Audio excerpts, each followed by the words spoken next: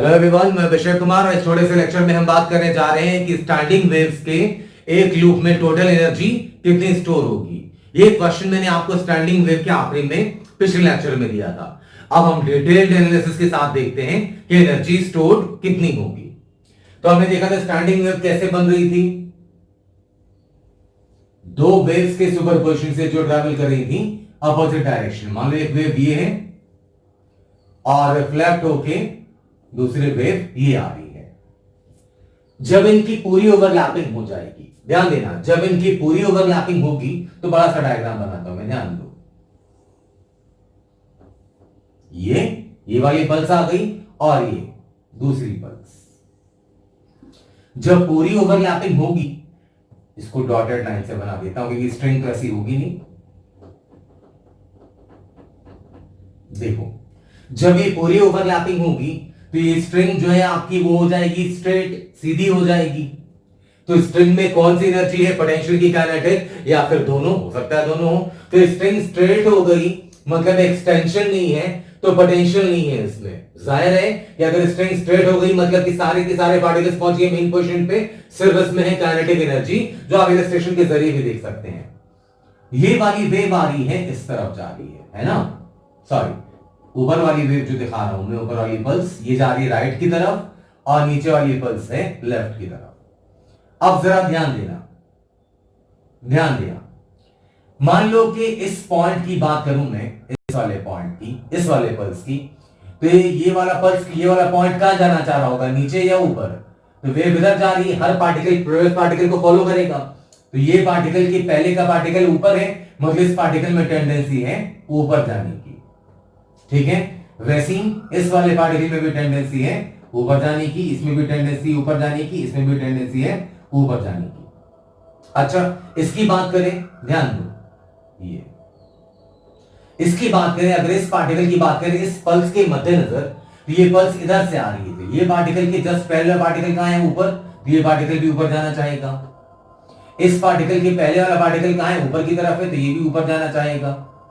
इस पार्टिकल की बात करें, हर पार्टिकल प्रीवियस पार्टिकल को फॉलो करता है वेव में, जो पीछे होगा वही आगे होगा।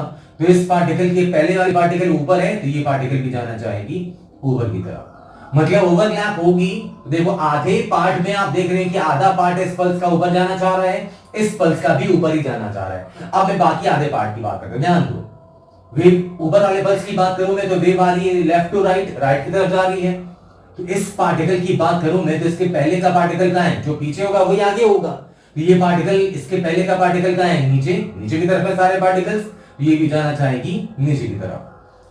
ये पार्टिकल की बात करें तो इसके पहले का पार्टिकल नीचे है तो ये भी जाना चाहेगी नीचे की तरफ। इसकी बात करें तो इसके पहले का पार्टिकल नीचे, तो ये भी जाना चाहेगी नीचे की तरफ। वैसे ही यहां देखो, ये इस पार्टिकल की बात करूं मैं तो इसके पहले का पार्टिकल इधर से आ रही ना, तो पीछे वाले को फॉलो करेगा। इसके पीछे का पार्टिकल नीचे है मतलब ये भी जाना चाहेगी नीचे की तरफ। इस पार्टिकल की बात करें, वे वैसे आ रही है तो पहले का पार्टिकल नीचे है तो ये भी जाना चाहेगी नीचे की तरफ। इसकी बात करें, इसके पहले का पार्टिकल नीचे तो ये भी जाना चाहेगी नीचे की तरफ।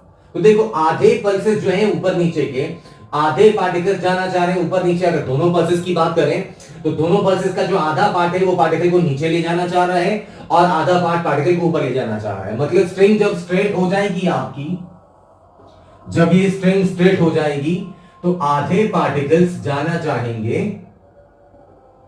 ऊपर की तरफ और बाकी आधे पार्टिकल जाना चाहेंगे नीचे की तरफ।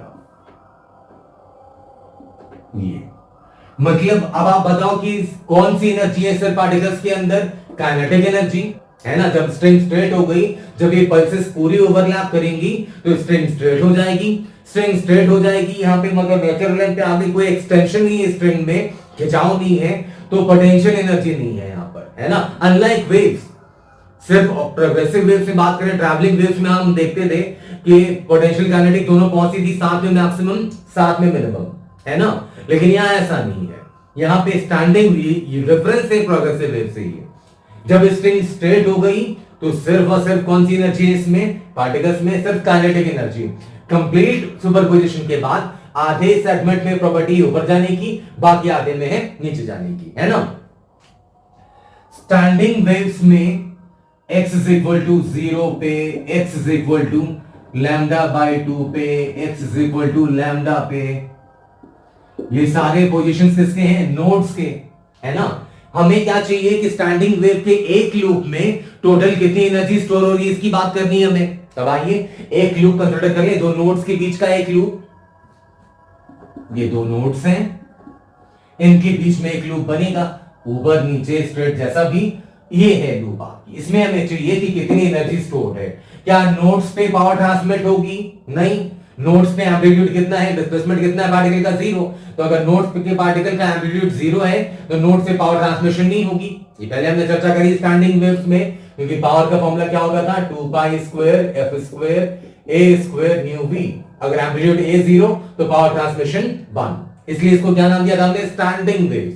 की एनर्जी खड़ी हो गई वहीं पर, आदान प्रदान नहीं हो रहा उसका। तो अब एक लूप में एनर्जी चाहिए, तो 0 से लैम्डा बाई 2 ये सेगमेंट ले लेते हैं स्ट्रिंग का अपन।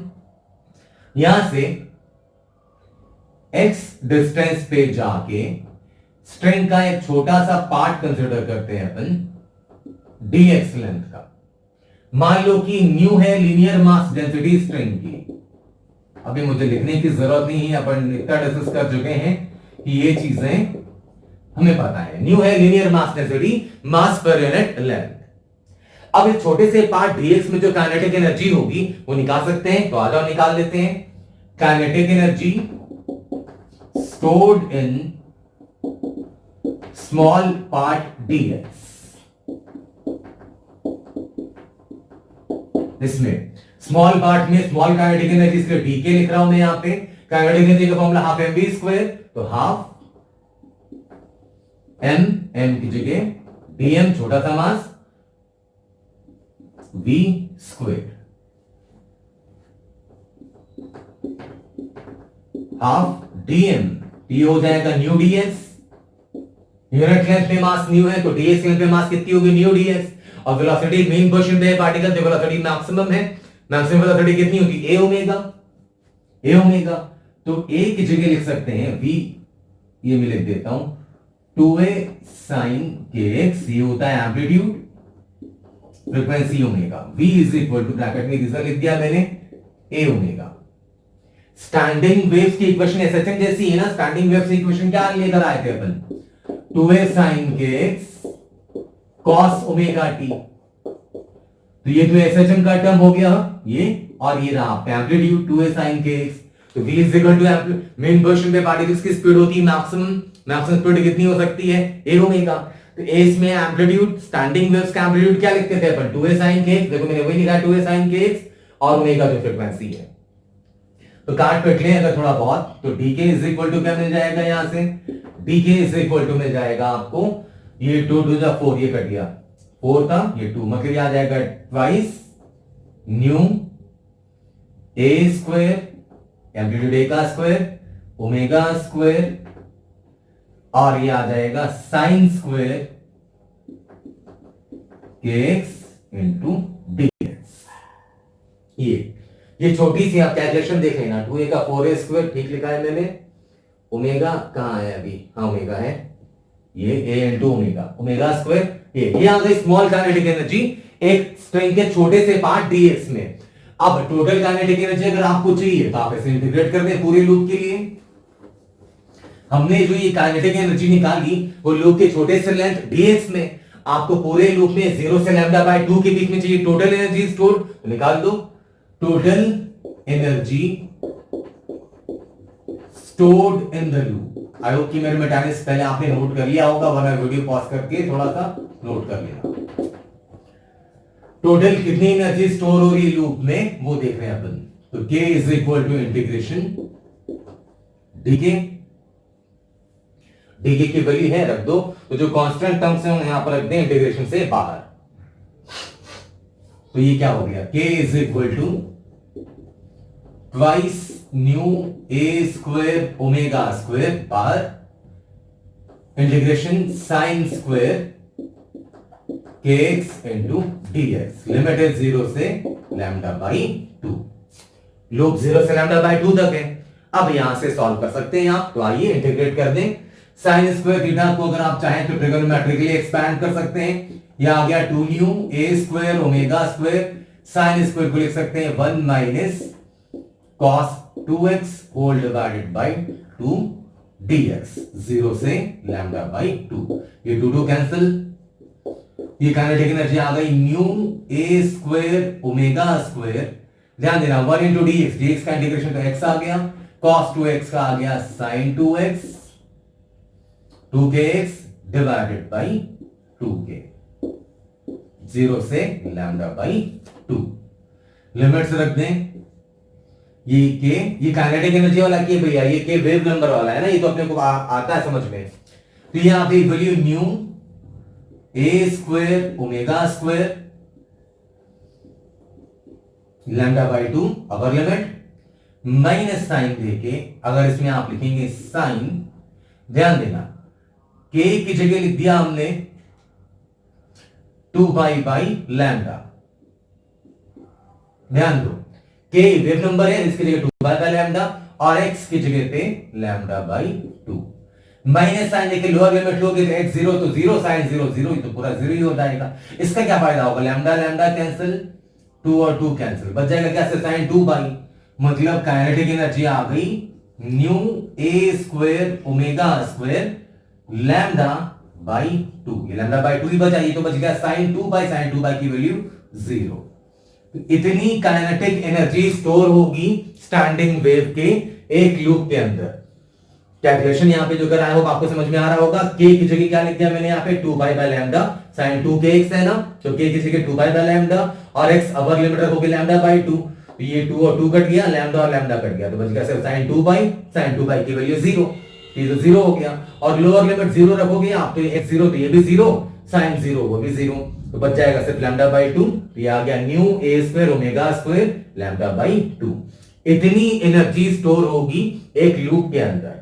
मैंने स्ट्रिंग स्ट्रेट लिया, तो स्ट्रिंग स्ट्रेट थी अगर, तो सिर्फ काइनेटिक एनर्जी थी, जो मैंने आपको डायग्राम के जरिए आपको भी समझाया कि अगर दो पूरा ओवरलैप कर रही थी वेव्स तो सिर्फ काइनेटिक एनर्जी थी इसके अंदर। किसी भी इंस्टेंट पे वेव्स में काइनेटिक पोटेंशियल दोनों हो सकती हैं, लेकिन टोटल एनर्जी जो स्टोर होगी वो इतनी रहेगी जितनी अपन यहां पर लेकर आए।